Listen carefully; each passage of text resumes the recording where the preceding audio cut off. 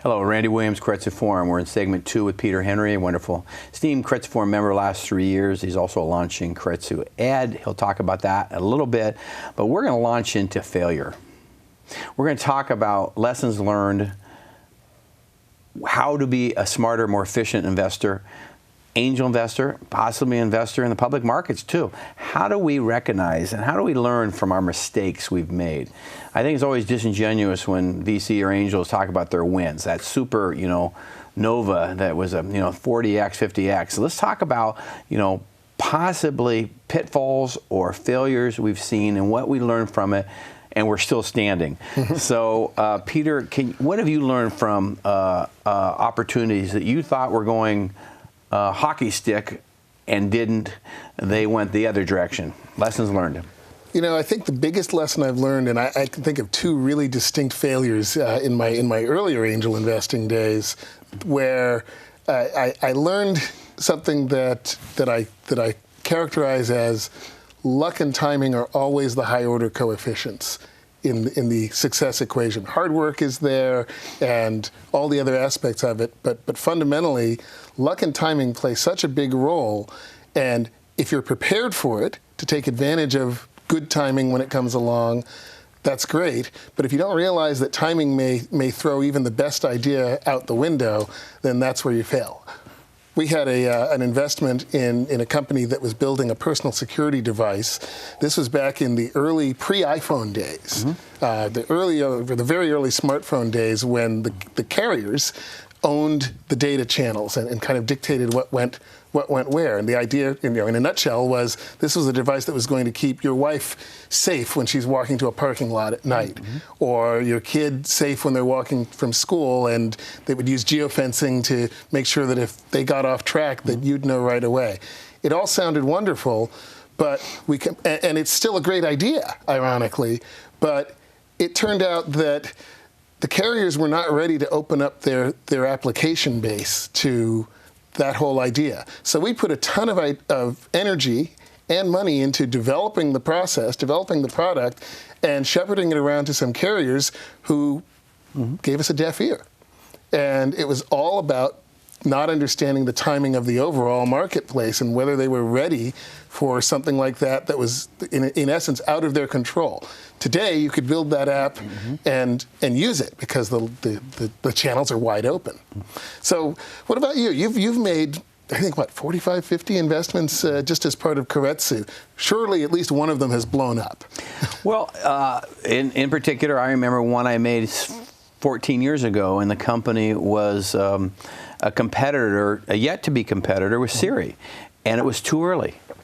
What I learned from that opportunity, the company called Voice Genesis went bankrupt, and I loved the application, the company, but they didn't have distribution. They didn't have the relationships. They didn't have Steve Jobs to walk into SRI and say, hey, I like that technology, license it to me. He had the distribution.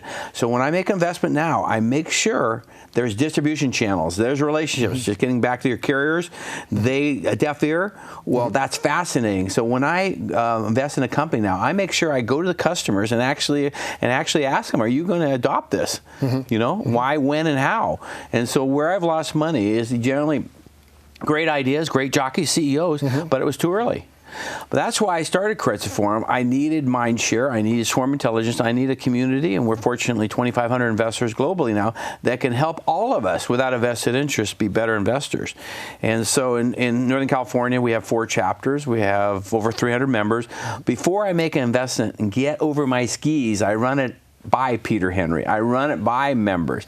And when you act alone, that's a very dangerous place as an investor, both public and private, i.e. angel investor. So join an organization, join a group, but make sure when no one has a vested interest that's guiding you in a direction, oh, I'm a board member, you should invest, or I'm an advisor, or ask them, whoever's asking you for money, what's their interest? If they're the CEO, they want you to invest in the company. Sure. But there's so many tangential people around an opportunity asking you to invest, and usually they have a vested interest. Interesting. So when you bring a company to the forum, we've got, the roadshow with 300 plus members attending the roadshow. Is there a threshold of interest for you in that, where there have to be 2 or 3 other people who are really likely to invest before you're going to get in? Is there a certain sort of minimum gang? Well, personally, I like to invest historically on things I understand, and then I started moving to the next level, which are people like yourself that I respect. If Peter's in, I may consider it.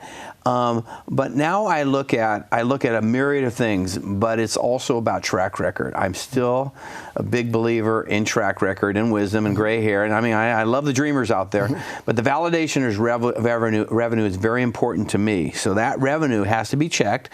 And I love the R word, recurring. I have to be recurring.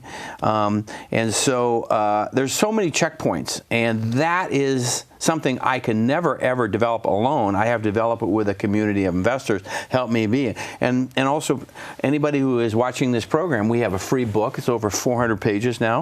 It's called the Keiretsu Forum Handbook, Due Diligence Handbook, and you can get it on our website, or you can get it on Apple bookstores. It's free, and it's for you to see how we think before we make an investment. Have you ever looked at it? Yes, I have actually. I've got it on my iPad right over there. Great. You know, it's actually a good jumping off point, because getting educated about the process, whether you're an investor or an entrepreneur, I think changes the game for the better for everybody by creating better outcomes, right? I mean, smart investors get better outcomes, smart educated entrepreneurs get better outcomes, and when they're engaged with each other, they get doubly better outcomes. And so, you know, that's why we're launching Keiretsu Ed, to expand the ability of investors and entrepreneurs not just to learn the fundamentals, but also to interact with each other towards helping pitches become better, helping investors understand opportunities better, and helping them make their decisions with even a little bit more precision. So obviously our companies have to execute. The CEO, she or he, has to get out there and execute on the business model. You know, we have to believe in the value proposition, the whole business aspect, business case. But when do they have time to listen to you, Peter? When do they have time to listen to their investors? And I mean, obviously they're well-meaning. I mean, Safara's example, I think he has over 300 angels, of which I think over 200 are Keiretsu Forum. When does he have time to listen to us all? Well, how does he manage that? That's a really great question, because it's hard to listen to that many voices. But it's almost like listening in a crowd for people you're familiar with. If you listen for for ideas that you're familiar with, or topics that you feel you need outside input on, then you can start to filter it down. I mean, the CEO of Safara is not going to be making 300 phone calls every week to 300 angels, but he's probably filtered it down to the topics that are interesting to him and mapped it to the people who he can go to for advice or counsel or interaction. Right. And I think that's hugely beneficial when you have that. Well, entrepreneurs have a choice, and not all of them have a choice. Go after strategic money. Go after smart money that can help you grow. And so we at Keiretsu Forum, we really like our members to give advice. We like to have them offer guidance, love, but introduction. So how do you help a company grow? So obviously, as a technologist, I can kibitz on the technology side and help companies recognize strengths and weaknesses in their technical side.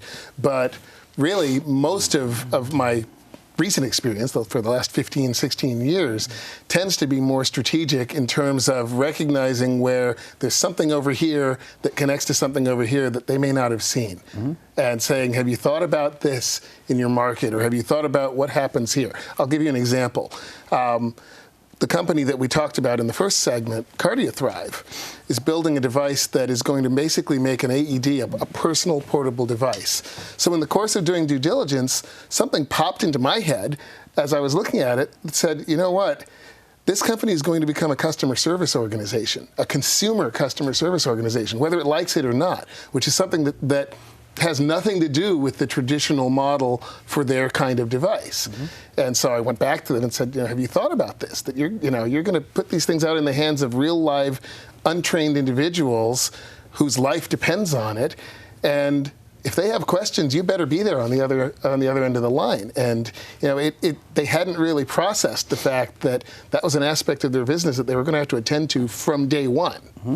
So that kind of thing is what I like to do, is kind of bring together disparate notions, whether they're technological or market-related or just basic strategies connecting, to make sure that everything is strengthened around a company. So you haven't pulled the trigger with this company that you just alluded to, and they received your knowledge, and it's another vertical for them. So what will cause you to write the check? And he better not be listening, the CEO. Well, actually, I think he probably knows what I'm going to say, which is, in this particular case, I set a threshold that we included in the due diligence that said you need to raise 80% of your target raise, which is mapped to your milestones, before I'll write my check. Because I don't want to write the first check and then have the second, third, and fourth, and fifth checks not show up, because that won't get anywhere. So I look for a company that has raised enough enthusiasm around their idea that they've soft-circled most of the money they need before making the final commitment. And they can go around and tell everyone that. I mean, they can say, hey, if you guys are in, Peter's in. I also look for at least one larger strategic investor. I'm not investing $1 million at a time. So if somebody needs $2.5 million, I'm looking for somebody strategic who's ready to write a reasonably big chunk of that and be a part of it to help get the ball rolling, and then we can get the rest of us signed up. So what's the time frame on this challenge check? In other words, you're challenging the CEO to exercise and produce results. You have a time frame that you're asking him to do this? Not a hard time frame, but if he thinks he needs to raise the money in 90 days, if it's not happening, if there isn't visible momentum towards that threshold, that 80% threshold within the first 30 to 45 days, then we've got to go back and look at the whole notion of what it is they're trying to raise and why. So does your wife help you invest? She encourages me not to make mistakes. Yes. Isn't that great? That's a great litmus test. You listen. Actually, that's not the whole story. She's really a great sounding board, because I come home and tell her about the ideas I've seen, and she's a doctor, so she knows things about an arena that I know next to nothing about. Yes. So we have hundreds of companies that come to Keiretsu, thousands, and one of them we had a 13X, which was a company called Clarisonic, Sonic Care for your skin. My wife has one. Yes, and I remember my wife wasn't at the forum that month, so guess what? I didn't have her as a sounding board, and I was really concerned about the IP. I thought it was going to get stolen, and I was wrong, and it was a 13X to our investors. So with that, thank you so much for your valuable time, Peter.